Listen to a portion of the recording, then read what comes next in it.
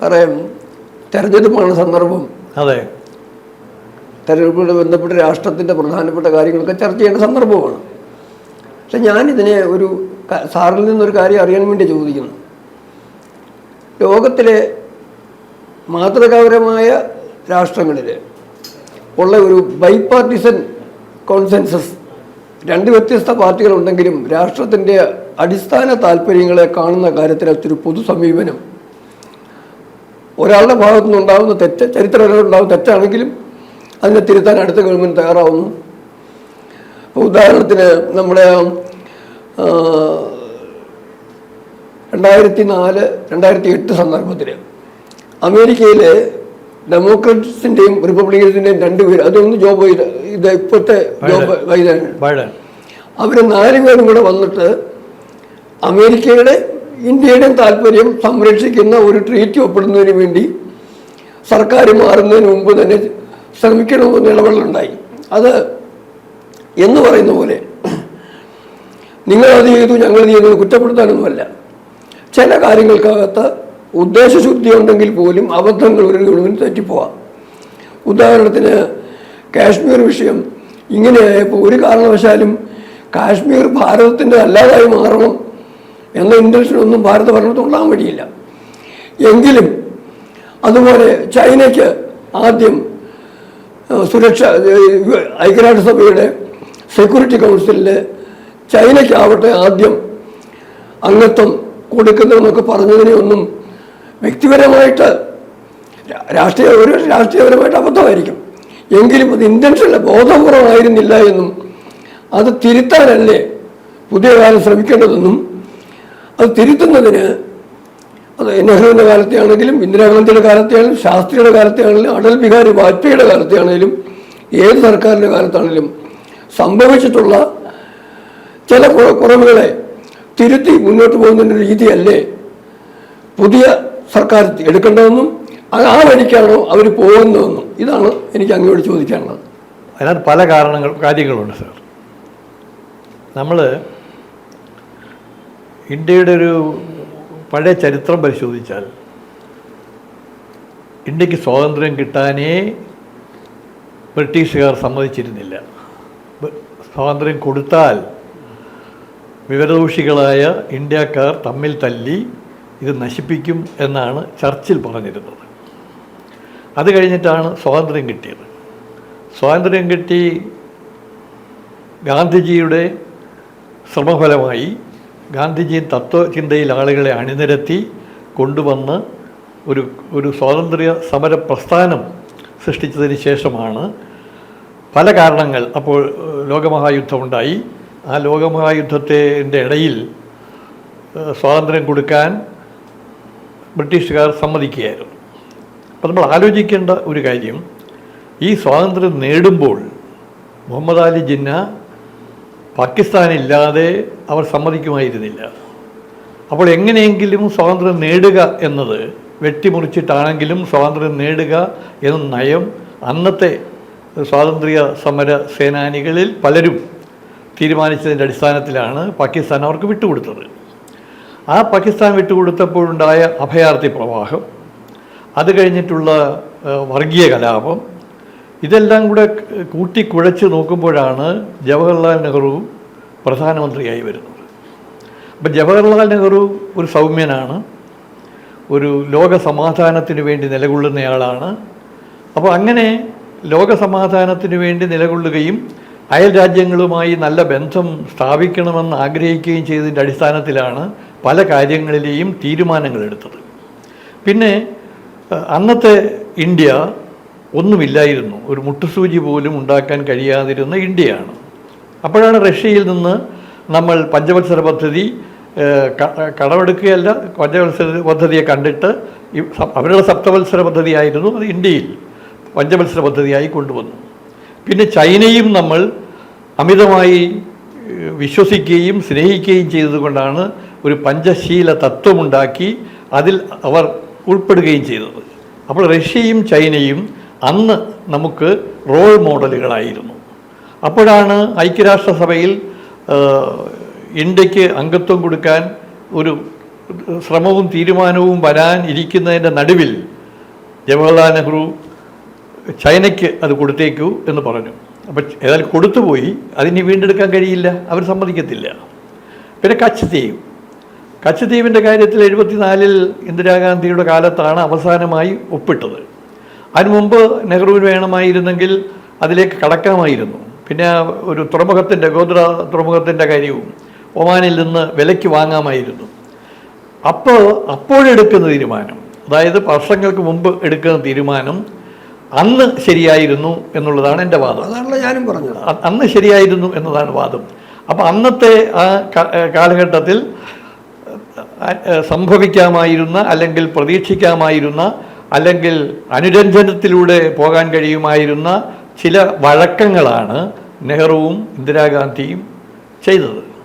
അപ്പോൾ അതിനകത്ത് വന്നു കഴിഞ്ഞപ്പോൾ ആശയങ്ങളുടെ, പ്രത്യയശാസ്ത്രങ്ങളുടെ ഒക്കെ വ്യത്യാസവും അതിൽ നിന്നുണ്ടായ ചില കുഴപ്പങ്ങളും കൊണ്ടാണ് ഈ ഇന്ദിരാഗാന്ധിയുടെയും നരസിംഹറാവുവിൻ്റെയും ഒക്കെ കയ്യിൽ നിന്ന് അധികാരം പോയി BJP വളരെ മനോഹരമായി, തന്ത്രപരമായി, ശാസ്ത്രീയമായി പ്രവർത്തിച്ചതിൻ്റെ ഫലമായിട്ടാണ് 2ൽ നിന്ന് ഇന്നത്തെ ഭരണ തലത്തിലേക്ക് BJPക്ക് വന്നു ചേരാൻ കഴിഞ്ഞത്.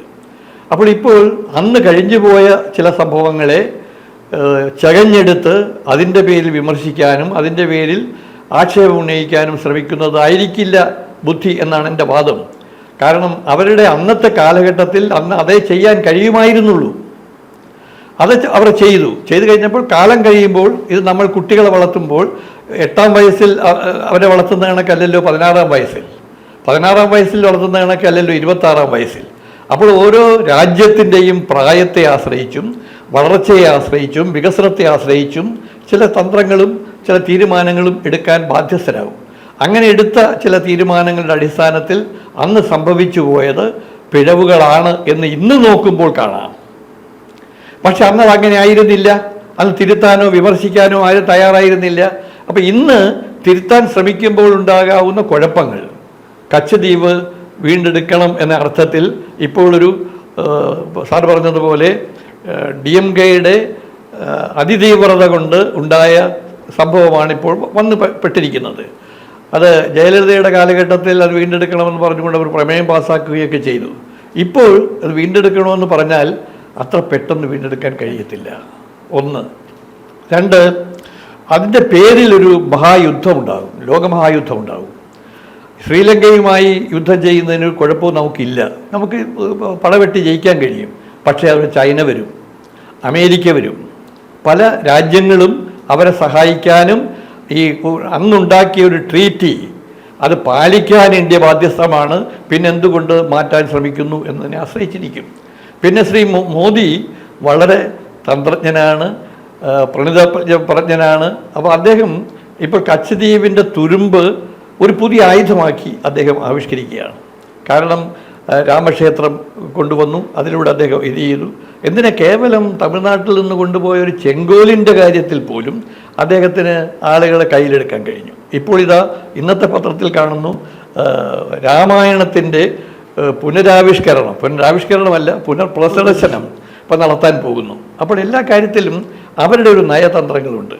എന്നാൽ പ്രശാന്ത് ഭൂഷൺ ഇന്നലെ നടത്തിയ അദ്ദേഹത്തിൻ്റെ ഒരു രാഷ്ട്രമീമാംസയെ സംബന്ധിച്ച, രാഷ്ട്രതന്ത്രജ്ഞതയെ സംബന്ധിച്ച, ഇലക്ഷനെ സംബന്ധിച്ച അദ്ദേഹത്തിൻ്റെ ഒരു വിലയിരുത്തലുണ്ട്. അപ്പം 3ാം ഊഴത്തിലും മോദിക്ക് വരാം. എന്നാൽ ഇന്ത്യ മുന്നണി അത്ര എളുപ്പത്തിൽ തോറ്റുകൊടുക്കത്തില്ല. അപ്പോൾ സ്വാഭാവികമായി നല്ല ടഗ് ഓഫ് വാറാണ് ഇവർ തമ്മിൽ ഉണ്ടാകാൻ പോകുന്നത്. പിന്നെ ഇന്ത്യ മുന്നണിക്കുള്ള കുഴപ്പം പ്രാദേശിക പാർട്ടികളെ എല്ലാം കൂടി തട്ടിക്കൂട്ടി ഉണ്ടാക്കി വെച്ചിരിക്കുന്ന ഒരു മുന്നണിയാണ്. ആ മുന്നണിയുടെ ശാശ്വതമായ നിലനിൽപ്പോ, ആ മുന്നണി ഇനി മന്ത്രിസ്ഥാനം വരുമ്പോൾ ബാർഗെയിൻ ചെയ്ത് കൊണ്ടുപോവുകയോ ചെയ്താൽ കുഴപ്പമുണ്ടാകാം. പിന്നെ നെഹ്റുവിൻ സോഷ്യലിസ്റ്റ് നയമാണോ ഇപ്പോൾ നടപ്പിലാക്കുന്നത്, അതോ മോദിജിയുടെ നയമാണോ എന്നാലോചിക്കുമ്പോൾ ഒരുപാട് അപകടങ്ങൾ മോദിജിയുടെയും ഭാഗത്തു നിന്നുണ്ടായിട്ടുണ്ട്. നോട്ട് നിരോധനം, അതുപോലെ തന്നെ അദാനിക്ക് ചെയ്തു കൊടുക്കുന്ന ചില അമിതമായ ഇത്, കോർപ്പറേറ്റുകളുടെ വളർച്ച, സാമ്പത്തികമായ വളർച്ച, അങ്ങനെ പല കാര്യങ്ങളിലും ഇപ്പോൾ മോദി ചെയ്തുകൊണ്ടിരിക്കുന്ന പല കാര്യങ്ങളും ശരിയോ തെറ്റോ എന്ന് ചോദിച്ചാൽ തെറ്റാണ് എന്ന് വാദിച്ചുകൊണ്ട് നിൽക്കുന്ന പ്രതിപക്ഷമുണ്ട്. ആ പ്രതിപക്ഷം നിൽക്കുന്നതിൻ്റെ സാഹചര്യത്തിൽ ഇനിയിപ്പോൾ ഇതിനെയൊക്കെ ഇപ്പോൾ നോട്ട് നിരോധനം, ഇപ്പോൾ തന്നെ പൗരത്വ ഭേദഗതി ബില്ലിനെ കുറിച്ച് ഉള്ള ചർച്ചയാണ്. ആ ബില്ല് പാസ്സാക്കി കഴിഞ്ഞു. അത് നടപ്പിലാക്കാൻ ബാധ്യസ്ഥരാണ് എല്ലാ സംസ്ഥാനങ്ങളും. പാവം പിണറായി പറയുന്നത് അത് നടപ്പിലാക്കത്തില്ല എന്നാണ്. നടപ്പിലാക്കിയേ പറ്റൂ, നടപ്പിലാക്കിയേ മതിയാവൂ. പക്ഷേ അതിൻ്റെ പേരിൽ ഒരു കമ്മ്യൂണൽ ക്ലാഷ് ഉണ്ടാക്കാനുള്ള ശ്രമമാണ് ഇവിടെ നടക്കുന്നത്. സാർ, ഒരു കാര്യം ഞാൻ പറയട്ടെ. സാർ പറഞ്ഞതിൽ കുറച്ച് കാര്യങ്ങളുണ്ട്, അഭിപ്രായം പറയാനുള്ളതുണ്ട്. എങ്കിലും സമയം അനുവദിക്കുമെന്ന് എനിക്കറിയില്ല. ഈ കാലത്ത് ഉണ്ടായ മാറ്റം എന്ന് പറയുന്നത് ശരിയാണ്. അനിവാര്യമായിരുന്നു വിഭജനം എന്നുള്ളത് ഞാൻ അംഗീകരിക്കുന്നു. അതേ സമയത്ത് തന്നെ ആ വിഭജനത്തിന് കൃത്യമായ ഒരു പദ്ധതി ഡോക്ടർ അംബേദ്കർ നിർവഹിക്കുകയും ചെയ്തതാണ്.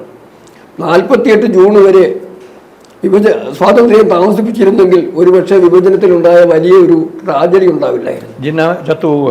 അല്ല, അത് വേറൊരു കാര്യം. അദ്ദേഹത്തിന് ഡോക്ടർ ആ കാര്യം പരസ്യമാക്കിയിരുന്നെങ്കിൽ, ഡോക്ടർ ഗുപ്ത ഇങ്ങനെ കരണ്ടോതിയാണെന്ന് അറിയിച്ചിരുന്നെങ്കിൽ ഒരുപക്ഷെ മറ്റൊരു വെയിറ്റ് ചെയ്യുമായിരുന്നു. അത് വേറൊരു കാര്യം, ഞാൻ പറഞ്ഞതല്ല. ഡോക്ടർ അംബേദ്കർ വ്യവസ്ഥാപിതമായ രീതിയിലുള്ളൊരു മാറ്റം വേണമെന്ന് പറഞ്ഞു. സർദാർ പട്ടേൽ പറഞ്ഞു 15% പോയിന്റ് പോട്ടെ, ബാക്കിയുള്ള 85% കൊണ്ട് നമുക്ക് ലോകം അംഗീകരിക്കുന്ന ഒരു രാജ്യത്തെ കെട്ടിപ്പടുക്കാമെന്ന് പറഞ്ഞു. അപ്പോൾ അതൊക്കെ അവിടെ ശരി തന്നെ. അതുപോലെ തന്നെ ഐക്യരാഷ്ട്രസഭയുടെ കാര്യത്തിൽ ഞാൻ ആ കാര്യത്തിലൊന്നും നെഹ്റുവിനെ കുറ്റം പറയാൻ തയ്യാറാവില്ല. പക്ഷെ ചൈനയുടെ ബന്ധത്തിൻ്റെ കാര്യത്തിൽ ഒരു കാര്യം സാറിനോട് സൂചിപ്പിക്കാതിരിക്കാൻ വയ്യ. മഹർഷി അരവിന്ദോ കൊറിയൻ യുദ്ധം കഴിഞ്ഞ ഉടനെ തന്നെ നെഹ്റുവിന് രാജ്യത്തിന് മുന്നറിയിപ്പ് കൊടുത്തു, അപകടം വരാൻ പോവുകയാണ്. അടുത്തത് ചൈന ടിബറ്റ് പിടിച്ചെടുക്കും, അതിനുശേഷം ഭാരതത്തെ അവരുടെ സാമ്രാജ്യത്വ വികസനത്തിൻ്റെ പുതിയ വഴിയാക്കിയെടുക്കുമെന്ന് പറഞ്ഞു. അതുപോലെ തന്നെ ഡോക്ടർ അംബേദ്കർ, വീര സവർക്കർ, പിന്നെ ഇദ്ദേഹം നമ്മുടെ അന്നത്തെ സർദാർ പട്ടേൽ വ്യക്തമായ മുന്നറിയിപ്പ് കൊടുത്തു. ഈ മുന്നറിയിപ്പ് കൊടുക്കുന്ന എല്ലാം ഉണ്ടായിരിക്കുമ്പോഴും മറുഭാഗത്ത് സർദാർ കെ എം പണിക്കരെ പോലെ ആളുകൾ ഇന്ത്യയുടെ അംബാസഡറായിട്ട് പോയെങ്കിലും ചൈനയുടെ താല്പര്യം കൂടുതൽ സംരക്ഷിക്കുന്ന രീതിയും കാണിച്ചു. ഇതൊക്കെ കൊണ്ട് തീരുമാനങ്ങൾക്കകത്തും പിന്നെ സാറ് പറഞ്ഞതുപോലെ ഈ പഞ്ചശീല തത്വം അത് അംബേദ്കർ വ്യക്തമായി പറഞ്ഞു. ചൈനയുമായിട്ട് പഞ്ചശീല തത്വത്തിന് പോകുന്നത് ഒരിക്കലും ബുദ്ധിയായിരിക്കില്ല എന്ന് ഡോക്ടർ അംബേദ്കർ എന്ന് സൂചിപ്പിച്ചതാണ്. അതൊക്കെ ശരിയാണ്, ഞാനിതൊന്നുമല്ല പറഞ്ഞത്. ഞാൻ ആദ്യം തന്നെ പറഞ്ഞത് ഇതെല്ലാം അങ്ങനെ നിൽക്കുമ്പോഴും, അതുപോലെ ഇപ്പോൾ കച്ചദ്വീപിൻ്റെ കാര്യം സാറ് പറഞ്ഞ് വളരെ കൃത്യമാണ്. രാജ്യത്തെ പാർലമെന്റിനെ സമീപിച്ചിട്ടാണോ അംഗീകാരം വാങ്ങിച്ചിട്ടാണോ അല്ലേ എന്നൊക്കെയുള്ള രാജ്യത്തിനുള്ളിലുള്ള പ്രശ്നം. പക്ഷെ ഒരു വിദേശ രാജ്യവുമായിട്ട് ഒരു ട്രീറ്റി ഉണ്ടാക്കിയതിന് വെറുതെ നമുക്ക് അങ്ങനെ ക്യാൻസൽ ചെയ്യാൻ പറ്റത്തില്ല. തിരിച്ചുപിടുത്തവും പ്രായോഗികമായിട്ട് ശരിയായ നടപടിയാവില്ല. പക്ഷെ അവിടെ സംഭവിച്ചത് ഇതിനെല്ലാം അന്ന് കൂട്ടുനിന്നിട്ട് ഇന്ന് DMKയുടെ ഭാഗത്തു നിന്ന് അന്ന് കൂട്ടുനിന്ന കരുണാനിധിയുടെ മകൻ സ്റ്റാലിൻ തന്നെ ഇന്ന് തിരിച്ചാവശ്യപ്പെട്ട സാഹചര്യം വന്നപ്പോഴാണ് ഇത് പുറത്തു വന്നത്. പിന്നെ സാർ അവസാനം പറഞ്ഞ സംഗതി, പുതിയ ഗവൺമെൻറ്റിന് സ്വാഭാവികമായിട്ടും വ്യത്യസ്തമായ വീക്ഷണങ്ങളുണ്ടാവും. ഡിമോണിറ്റൈസേഷൻ്റെ കാര്യം സാറ് പറഞ്ഞു.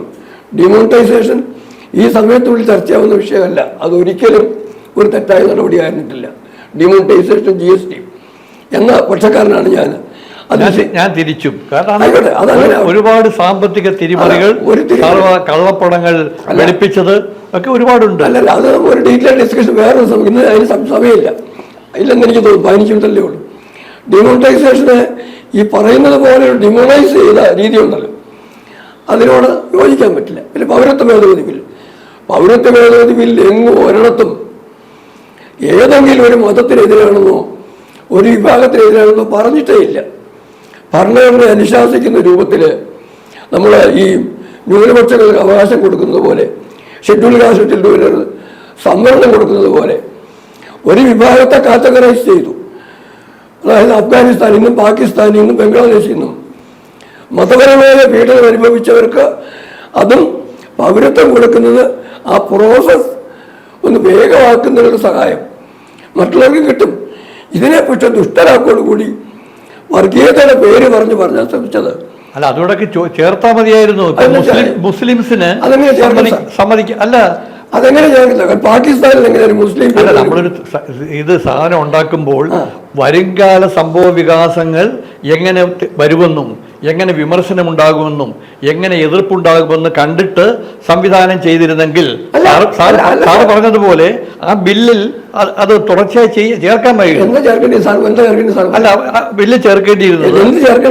ഇപ്പൊ ഇതിനകത്ത് ഇപ്പം ഇവിടുത്തെ മുസ്ലിം വർഗീയത ഊതി വീർപ്പിച്ചു കൊണ്ടുവരുന്നത് മുസ്ലിമുകൾ രണ്ടാം പൗരന്മാരായി തീരും.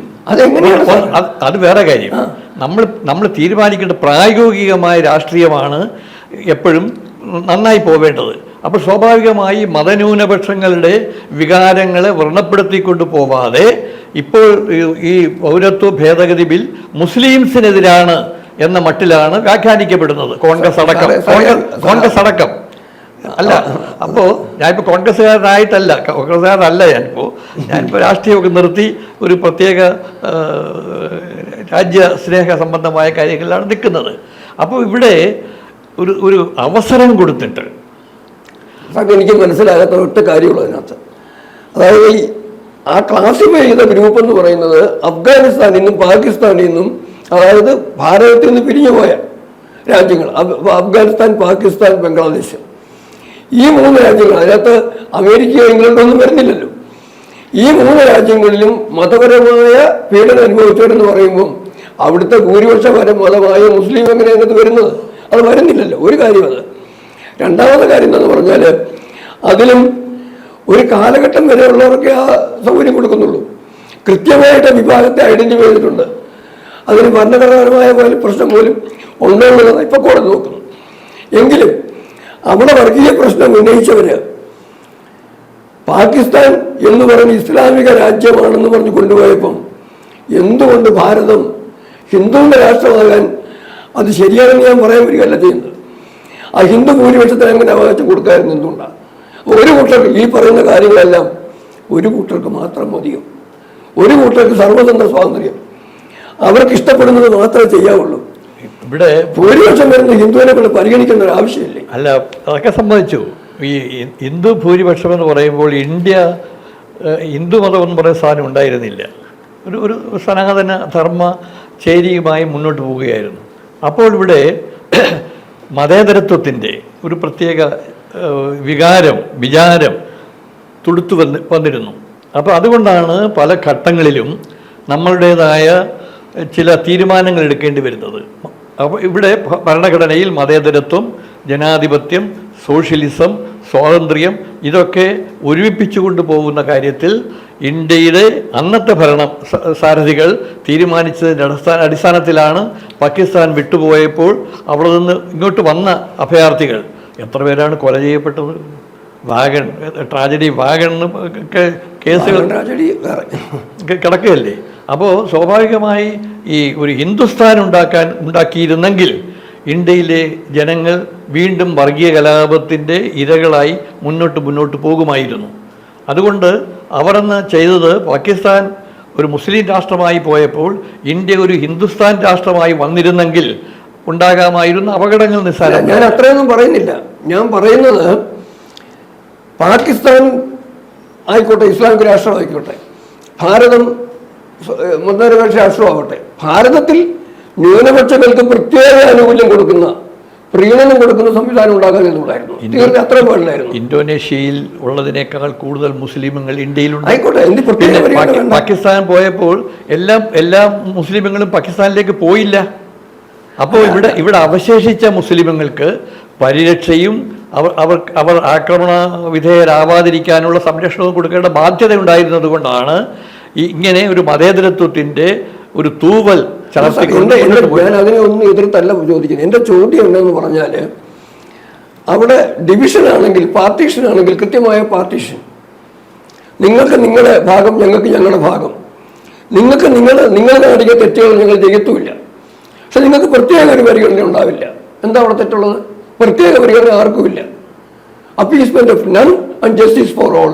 ഇത് അന്നേ പറയാമായിരുന്നല്ലോ സാറേ. ഇത് ഓരോ സന്ദർഭത്തിൽ ഉണ്ടാകാമായിരുന്ന മനഃശാസ്ത്രവും നേരിട്ട് അനുഭവിക്കുകയും സമ്മതിക്കുകയും ചെയ്യേണ്ടതും ഉണ്ടായിരുന്നു. എന്തിനാ അല്ല സാർ, ഇന്ത്യക്ക് സ്വാതന്ത്ര്യം കിട്ടിയ ഡേറ്റിന് പോലും മൗണ്ട് ബാറ്റൻ പ്രഭുവിന്റെ ജന്മദിനത്തിലാണ് ഈ ആ ഡേറ്റ് പോലും അനുവദിച്ചത്. ജന്മദിനമല്ല സാർ, അവൾ യുദ്ധം ജയിച്ച ഡേറ്റ്. ജയിച്ച ഡേറ്റിലാണ് ചെയ്തത്. അപ്പോൾ അതുപോലും അപകടകരമായ തരത്തിലുള്ള ഒരു ദിവസമായിരുന്നു. പിന്നെ ഏതാണ്ട് ജ്യോതിഷന്മാരെ കണ്ടിട്ടാണ് അർദ്ധരാത്രിയിൽ ഈ സ്വാതന്ത്ര്യം പ്രഖ്യാപിക്കാനൊക്കെ കഴിഞ്ഞത്. അപ്പോൾ ഇവിടെ ഒരു അന്ധവിശ്വാസത്തിൻ്റെയും എന്താ പറയുക മതവിഭാഗീയതയുടെയും നടുവിൽ നിന്നുകൊണ്ട് ഭരിക്കുമ്പോൾ സ്വാഭാവികമായി ഓരോ ഭരണകൂടത്തിനും ഓരോ പ്രധാനമന്ത്രിക്കും അതിൻ്റേതായ പരിമിതികളുണ്ടാവും, വിശാലമായ വീക്ഷണവും ഉണ്ടാവും. അതുകൊണ്ട് ആ തരത്തിൽ ഇതിനെ കണ്ടുകൊണ്ട് പോകണം എന്നാണ് എൻ്റെ വാദം. സാറ് പറഞ്ഞത് വളരെ വിലപ്പെട്ട കാര്യങ്ങളാണ്. തന്നെയാണ് ഞാൻ ആദ്യം തുടങ്ങി വെച്ച ഒരു ബൈപാർട്ടിസൺ കോൺസെൻസസ്. എന്ത് കാര്യങ്ങളിലും രണ്ട് നിലപാടുകളുണ്ടെങ്കിലും അടിസ്ഥാനപരമായ ദേശീയ പ്രശ്നങ്ങളിൽ, ഭാരതത്തിൻ്റെ പ്രശ്നങ്ങളിൽ ഭാരത് ഫസ്റ്റ്, ആ ഒരു നിലപാടിൽ ഭാരത് ആദ്യത്തെ പരിഗണന കിട്ടുന്നൊരു ഘട്ടത്തിലേക്ക് നമ്മുടെ രാഷ്ട്രീയം വളരട്ടെ. അതിന് എല്ലാ പാർട്ടികളും ഒന്നിച്ചു ചേരുന്നൊരു സാഹചര്യം ഈ തെരഞ്ഞെടുപ്പ് കഴിഞ്ഞാലും ഉണ്ടാകട്ടെ എന്ന് നമുക്ക് ആഗ്രഹിക്കും. അതല്ലേ സാറേ പറ്റുള്ളൂ. കൂടുതൽ വാർത്തകളും വിശേഷങ്ങളും നിങ്ങളിലേക്ക് എത്താൻ ABC മലയാളം സബ്സ്ക്രൈബ് ചെയ്യുക, ബെൽ ബട്ടണും അമർത്തുക.